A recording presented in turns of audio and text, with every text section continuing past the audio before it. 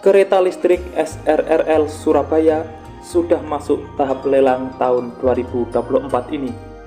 Perkiraan 6 bulan ke depan akan mulai dikerjakan.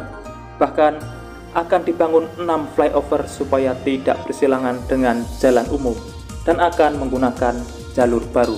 Berikut informasi selengkapnya.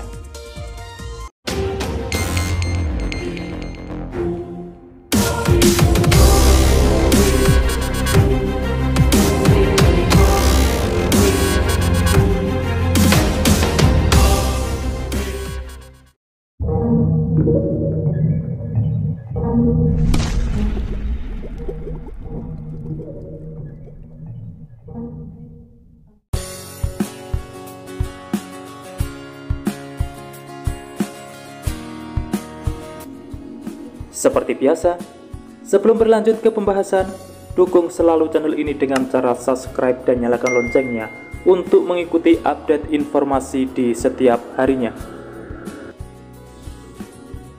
Proyek Kereta Listrik Surabaya Regional Railway Line atau SRRL penghubung Surabaya Raya memasuki tahap lelang pada tahun 2024 ini. Kereta listrik jalur double track itu diperkirakan menelan anggaran senilai 3 triliun rupiah. Ervan Maksum, Deputi Sarana dan Prasarana Kementerian PPN atau Bappenas, menyatakan proyek SRRL ini ditargetkan beroperasi pada 2029 dengan jumlah frekuensi angkutan mencapai 100.000 orang per hari. Perkembangan proyek senilai 3 triliun itu dibahas di Gedung Negara Gerahadi bersama Emil Elistianto Dardak, Wakil Gubernur Jawa Timur, yang menggantikan Khofifah Indar Parawansa Gubernur Jawa Timur pada Rabu 7 Februari 2024 sore. Diperkirakan, jika proyek kereta listrik dengan double track ini bisa selesai tepat waktu, bakal menjadi penyangga angkutan massal di lintasan Sidoarjo sampai Surabaya, mengingat target okupansinya mencapai 100.000 orang per hari. Pada pengerjaan fase pertama, kereta listrik ini menghubungkan stasiun Sidoarjo ke stasiun Gubeng dengan jarak sekitar 27 km dan waktu tempuh 20 menit. Namun, dinyatakan tahapan lelang proyek di awal tahun ini membutuhkan waktu cukup lama, sekitar 6 bulan. Setelahnya baru memasuki tahap pengerjaan. Pembiayaan proyek SRRL ini bersumber dari APBN dengan sistem pinjaman lunak dan tenor yang panjang. Jadi ini adalah dukungan pemerintah pusat. Sebelumnya itu jalan adalah aset dari pemerintah pusat, tapi dampaknya ke pemerintah daerah. Proyek SRRL ini yang menjadi bagian dari Sustainable Urban Mobility Plan atau SUMP akan terus berlanjut hingga 2050 mendatang. Pada periode itu diharapkan sudah terbangun moda transportasi publik di Gerbang Kertosusila. Sementara itu, dalam proses realisasi SRRL ini, pemerintah Provinsi Jawa Timur bakal bertanggung jawab untuk melakukan proses pembebasan lahan hingga mengatur rekayasa lalu lintas selama proses pembangunan proyek. Emil Elistianto Dardak, Wakil Gubernur Jawa Timur, menyatakan pembahasan proyek SRRL ini menjadi upaya untuk merampungkan berbagai permasalahan mobilitas warga Surabaya dan sekitarnya. Beliau menyatakan ada 10,5 juta perjalanan di lalu lintas Surabaya Raya dan 1,6 juta perjalanan komuter setiap harinya. Sementara itu, Kepala Dinas Perhubungan Provinsi Jawa Timur, Nyono, menegaskan bahwa 6 flyover bakal dibangun seiring dengan realisasi proyek kereta listrik Surabaya Regional Railway Line atau SRRL fase 1 rute Surabaya sampai Sidoarjo. Dikatakan, pembangunan flyover dilakukan guna memastikan bahwa adanya transportasi publik tidak akan menambah persoalan baru, seperti menambah titik kemacetan baru. Harapannya juga akan meningkatkan minat masyarakat untuk beralih dari kendaraan pribadi ke kendaraan umum. Jadi diharapkan kereta listrik ini tidak menciptakan perlintasan sebidang.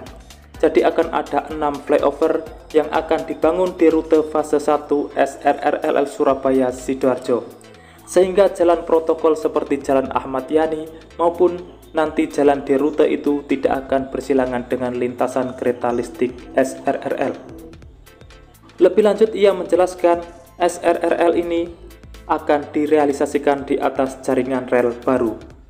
Rel khusus SRRL akan menjadi double track dari lintasan yang sudah ada. Untuk rute stasiun Sidoarjo sampai Surabaya Gubeng, double track akan dibangun di sisi timur rel exiting. Rel tersebut akan dibangun di atas lahan PT KAI. Namun, ada beberapa titik yang memang dipersil-persil selain PT KAI. Untuk persil-persil tersebut akan dilakukan koordinasi dengan Pemda setempat untuk dilakukan pembebasan lahan.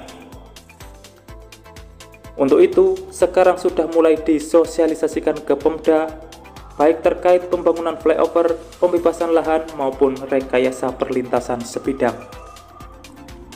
Terkait kondisi saat ini sudah ada frontex road dari Surabaya hingga Sidoarjo, dan ini akan sangat membantu ketika SRRL sudah akan dioperasikan. Sebab untuk penanganan perlintasan sebidang, adanya frontex road sangat penting, agar tidak semua perlintasan sebidang harus dibuka karena akan menimbulkan kemacetan.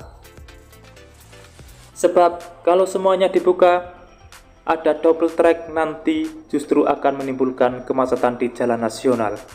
Maka ini harus ada manajemen dengan Pemda karena akan ada beberapa perlintasan sebidang yang akan dinonaktifkan. Seiring dengan dibangunnya proyek kereta listrik SRRL ini, Dinas Perhubungan Provinsi Jawa Timur juga akan menyiapkan angkutan integrasinya, yaitu dengan menyiapkan feeder sebagai penghubung untuk integrasi dengan kereta listrik. Pihaknya pun optimis dengan layanan angkutan massal yang terpercaya, memiliki ketepatan waktu, dan memiliki headway yang dekat, maka masyarakat akan mulai beralih ke angkutan massal. Sebab jika dilihat secara ekonomi, tentunya lebih murah dan lebih aman. Selain itu juga lebih ramah lingkungan. Dilihat dari kajiannya, proyek Sustainable Urban Mobility Plan di wilayah Gerbang Kertosusila akan memangkas 7,2 ton emisi sampai tahun 2050, dan tentu lebih aman menggunakan angkutan umum. Saat ini, transportasi umum yang dimasifkan oleh Dinas Perhubungan Jawa Timur adalah penyediaan Trans Jawa Timur. Adanya pembangunan kereta listrik juga akan menghubungkan jalur ke stasiun-stasiun terkait. Demikian informasi yang dapat saya sampaikan untuk saat ini.